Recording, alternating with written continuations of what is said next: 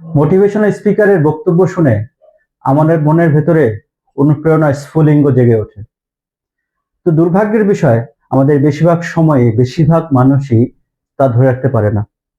এর একটি বড় কারণ, অনুপ্রেরণাকে, মোটিভেশনকে আমরা আবেগ দিয়ে ধরে রাখতে চাই।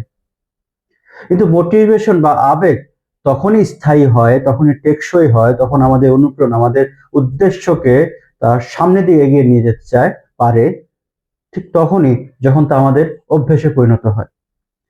আজ আমরা কথা বলবো মাইক্রো হ্যাবিট নিয়ে। মাইক্রো হ্যাবিট হচ্ছে একটি অভ্যেস গড়ে তোলার সর্বপ্রথম ধাপ। অভ্যেস আমাদেরকে অনুপ্রেরণার দ্বার প্রান্তে পৌঁছে দেয়, অনুপ্রেরণাকে স্থায়ী করে। কিভাবে করে? ধরুন, আপনি একটি বই পড়তে চান, আপনার লক্ষ্য বইটি শেষ করা, 100 পৃষ্ঠার বই।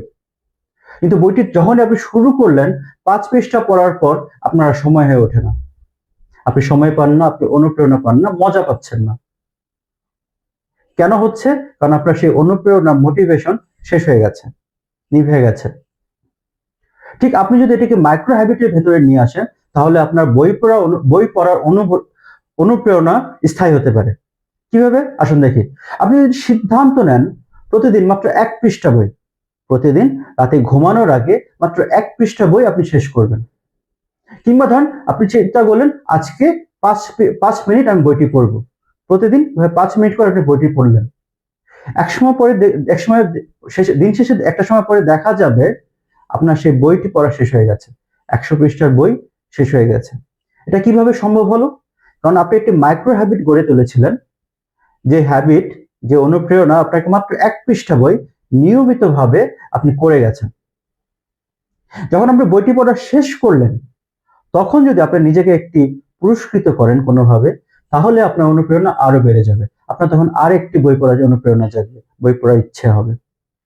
আমাদের জীবনে যখনই কোনো বড় লক্ষ্যকে আমরা বড় করে দেখি, তখন আমাদের কাছে তা অনেক বোঝার মতো মনে হয়, আমরা অনুপ্রেরণা মাঝপথে হারিয়ে যায়। কিন্তু সেই বড় কাজটিকে যদি আমরা ছোট ছোট ভাগে ভাগ করতে পারি, ছোট ছোট হ্যাবিটে ভাগ করতে পারি, অভ্যেসে আয়ত্ত করতে পারি, আমাদের বই পড়া হোক, আমাদের জীবনের সবচেয়ে জটিল কাজ হোক, জিমে যাওয়া হোক, বড় কোনো লক্ষ্য হোক, সেটাকে যদি আপনি ছোট হ্যাবিটে নিয়ে আসতে পারেন, মাইক্রো হ্যাবিটে গড়ে তুলতে পারেন, আপনার জন্য তা সহজ হয়ে যাবে। তো বন্ধুরা, 3টি কাজ করুন। আপনার মূল লক্ষ্যকে ছোট ছোট ভাগে ভাগ করুন, সবচেয়ে ছোট আকারে শেষ করুন। বড় করে শুরু করতে যাবেন না, সবচেয়ে ছোট আকারে শুরু করুন, কিন্তু নিয়মিত করুন। প্রতিদিন একই সময় একইভাবে করুন। সেটা 5 মিনিট হোক, 1 মিনিট হোক, 2 মিনিট হোক, কিন্তু শুরু করুন।